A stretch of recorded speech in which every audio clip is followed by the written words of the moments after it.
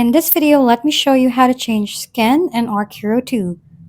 Now, before you can do this, make sure your character options are already unlocked. After that, you should be able to unlock this after finishing a few stages in the game. Next, go to the equip at the bottom and select character. Once that's done, you can find the characters here and change their skins by pressing the little shirt icon above the character. It's not available right now in my current level, but you can unlock this after finishing many stages. Next, since the game has just been released globally, there aren't many skins available right now. After that, you can unlock skins by participating in events. Some of these are limited, so you have to keep an eye out because they don't last long. Now, that's how you change your skin in Arc Hero 2.